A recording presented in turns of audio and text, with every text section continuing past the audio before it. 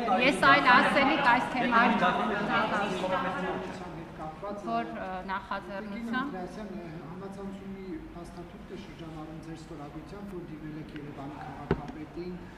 երիտասարդական կայարան մետրոյի անվան ապրիլել Ավետիք Իսահակյանի անունով, ախտորեն ասել դա ճիշտ է, թե չէ, իրականության համապատասխանում այդ փաստաթուղթը եւ նպատակը ո՞րն է։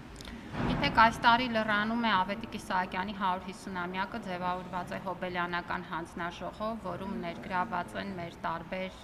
նաև անվանի մտավորականներ, ինչպես նաև ընտանիքի անդամներ, այդ թվում Իսահակյանի թոռը,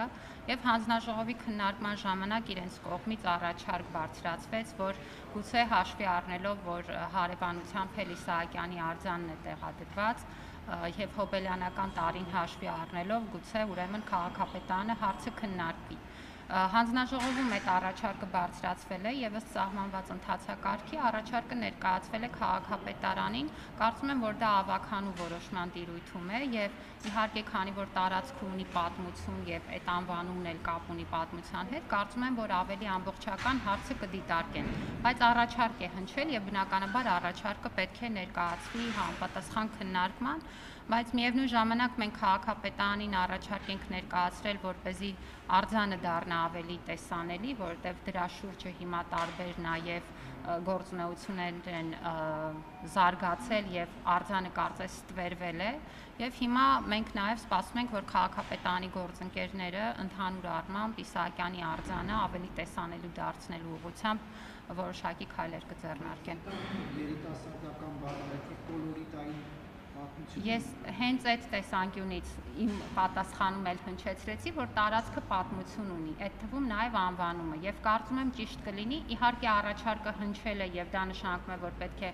հանձնաժողովում հնչած առաջարկը ներկայացնել քննարկման, բայց կարծում եմ, որ դա ավելի մանրամասն պիտի քննարկվի։ Պիտի նախարար եւ կխնդրեմ անդրադառնալ վերջին շրջանում քննարկված դպրոցներում երեխաների մասնակցությամբ մասնավորապես կանոնի դուր դերին դուր կոչվող խաղերի հետ կապված, չնայած որ ներքին գործերի նախարարությունը նշել է, որ ինքնավնասման եւ ինքնասպանության դեպքեր չեն վերանցվել, բայց ծնողները մտահոգված են եւ բազմաթիվ մեկնաբանություններ են դրանց վերաբերյալ կարդացել նախարարությունը ինչ տվյալներ ունի, արդյոք մշտադիտարկումներ իրականացնել են ինչ են։ Այո, ձևավորվել է մասնագիտական աշխատանքային խումբ, որը որ մանրամասն ուսումնասիրում է նաև հնարավոր ազդեցությունները եւ իհարկե մենք մոնիտորինգ ենք իրականացնում եւ բնականաբար դպրոցները զգուշացված են, որպեսզի ուշադիր լինեն եւ ուրեմն երեխաների շրջանում նման ուրեմն խաղերի տարածումը տեսնելուն պես համապատասխան քայլեր ձեռնարկեն թե դասղեկների, թե դպրոցի այլ մասնագետների, գիտեք նաև հոգեբանների հաստիքն ենք պարտադիր դարձրել դպրոցներում եւ տարբեր ուրեմն աշխատակազմներ գրավելով տեղում արագ արձագանքեն, բայց մենք նաև մասնագիտական աշխատանքային խմբի աշխատանքի արդյունքում ավելի մեթոդական նաև ուրեմն աջակցություն կցուցաբերենք։ Այս պահի դրությամբ որևէ տվյալ նման օրինակ հայտնաբերվել է թե Մենք ստանում ենք անհանգստություններ, բայց ինչպես եւ ներքին գործերի նախարարությունից են ձեզ հայտնել, որևէ առանձին վնասման դեպքեր չկան, բայց դա չի նշանակում, որ կանխարգելման քաղաքականությունը չպետք է շարունակել։